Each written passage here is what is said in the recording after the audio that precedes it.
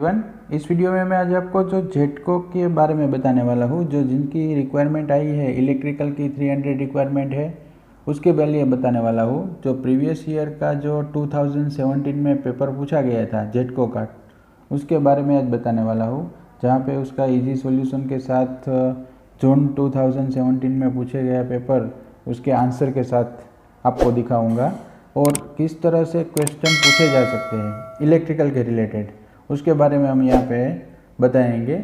और साथ में अगर आपको पता नहीं है कि उसका बेसिक सिलेबस क्या है, तो मैं यहाँ पे आई बटन में उसकी लिंक दे दूँगा, जिसे आप देख के पूरा डिटेल में स्टडी कर सके कि किस तरह से इलेक्ट्रिकल के रिगार्डिंग टॉपिक्स है वो पूछे जा सकते हैं। तो चलिए अब हमारे पहले हम क्वेश्चन से ही स्टार्ट करेंगे।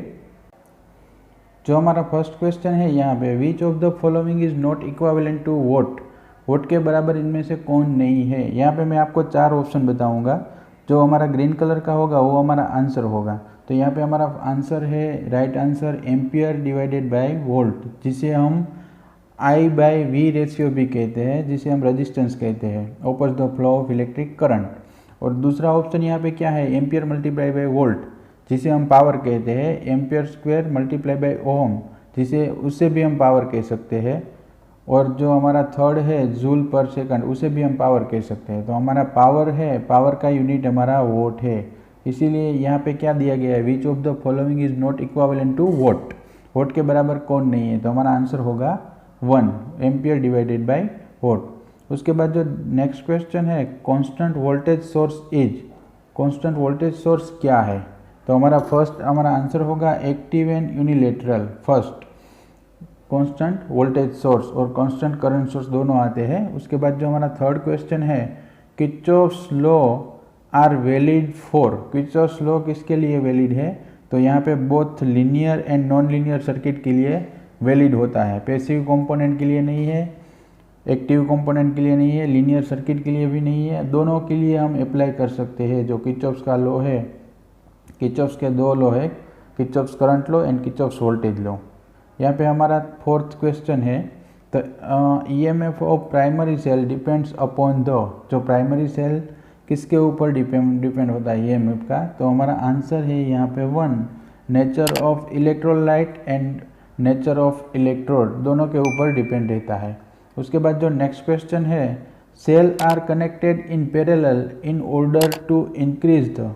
जब हम सेल को पैरेलल में कनेक्ट करते हैं तो करंट की कैपेसिटी बढ़ती है, और जब सेल को हम सीरीज में कनेक्ट करते हैं तो वोल्टेज की कैपेसिटी बढ़ती है।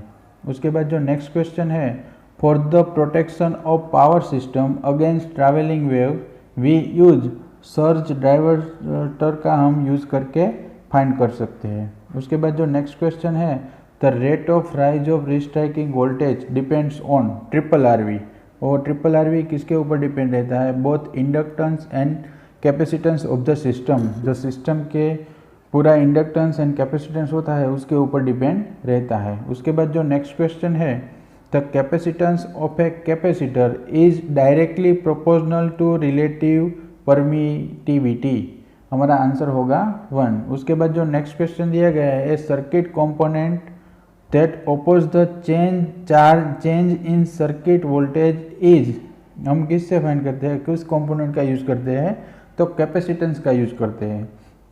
और सर्किट में जो करंट फ्लो होता है उसका जो ओपोज करता है उसे हम रेजिस्टेंस कहते हैं। उसके बाद जो नेक्स्ट क्वेश्चन है, the current through series RLC circuit under resonance condition V/R ratio हम फाइंड करते हैं। उसके बाद जो नेक्स्ट क्वेश्चन होता है हमारा, the dynamic resistance of A parallel resonance circuit is given bye L/CR, जिसे हम करंट मैग्निफिकेशन भी कहते हैं। उसके बाद जो नेक्स्ट क्वेश्चन है, the rated voltage of a 3 phase power system is given bye.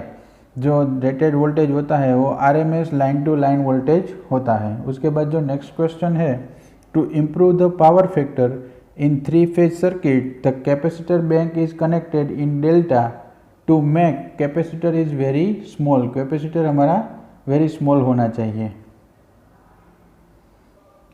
उसके बाद जो नेक्स्ट क्वेश्चन है, in the reading of 2 wattmeter are equal and positive in 2 wattmeter method, the load power factor in a balance 3 phase 3 wire is circuit will be, हमारी circuit कौन सी होनी चाहिए, unity होनी चाहिए, उसका पावर फैक्टर कुछ मिलना नहीं चाहिए। उसके बाद जो नेक्स्ट क्वेश्चन है, in a 3 phase supply floating neutral is undesired because it may result in unequal line voltage across the load, unequal line voltage होना चाहिए। उसके बाद जो नेक्स्ट क्वेश्चन है, for which of the following material is wall coefficient 0, तो हमारा answer है इंस्ट्रिक्सिन semiconductor, semiconductor material पर कौन सा, इंस्ट्रिक्सिन सेम ना, एक्सटर्नल टाइप का नहीं।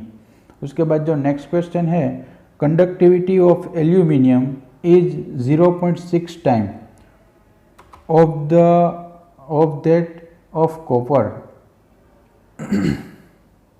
जो हमारा नेक्स्ट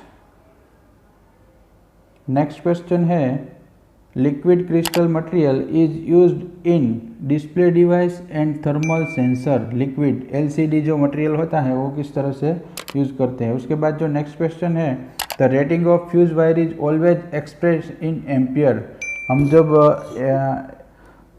फ्यूज का एक्सप्रेशन करते हैं तो हम एम्पियर में ही मेजर करते हैं। उसके बाद जो नेक्स्ट क्वेश्चन है, the thickness of insulation provide on the conductors depends upon voltage rating, voltage rating के ऊपर डिपेंड रहता है। उसके बाद जो नेक्स्ट क्वेश्चन है, which of the following is not true for sulphur hexafluoride gas SF6, तो आंसर है हमारा 1, इट इज़ हाईली इन्फ्लेमेबल यहाँ पे।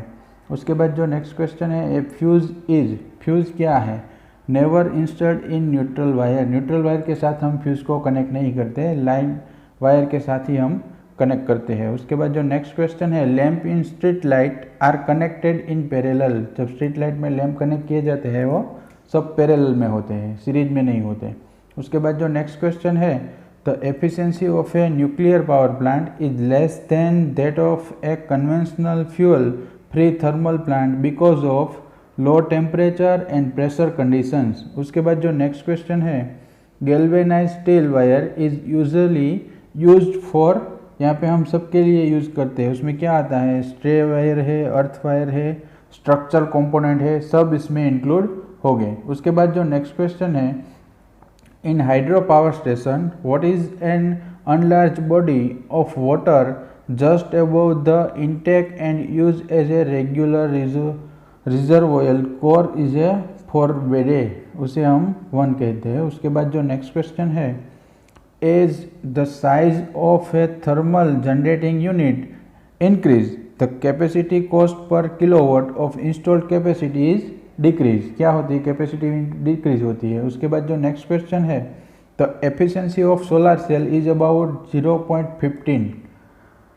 इसके नेक्स्ट क्वेश्चन है, the function of a surge tank is to, क्या होता है, the relieve water hammer pressure in the penstock pipe।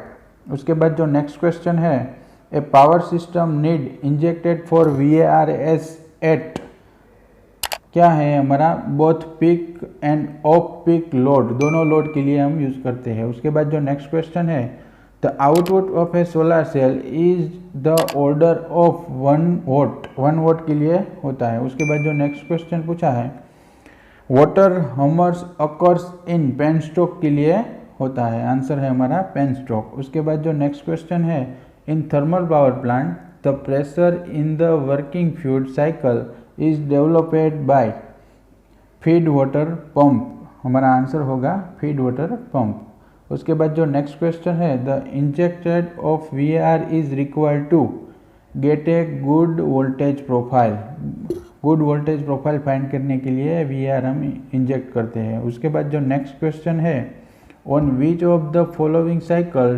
does a modern steam power plant work, जिसे हम रैंकिंग साइकिल बोलते हैं। उसके बाद जो हमारा नेक्स्ट क्वेश्चन है, load shedding is done for reducing peak demand on the system, जो सिस्टम की पीक डिमांड होती है उसे रिड्यूस करता है। उसके बाद नेक्स्ट क्वेश्चन है, control rods use in nuclear reactor are made of boron, boron से बना हुआ होता है। उसके बाद जो नेक्स्ट क्वेश्चन है, in a load duration curve for an integrated power system the uppermost crest represent the energy contribute by which of the following, जिसे हम नॉन कन्वेंशनल पावर स्टेशन कहते हैं।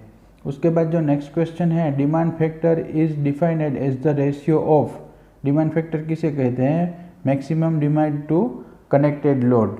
उसके बाद जो नेक्स्ट क्वेश्चन है, in a super heater, super heater क्या है, temperature rise and pressure remain unchange.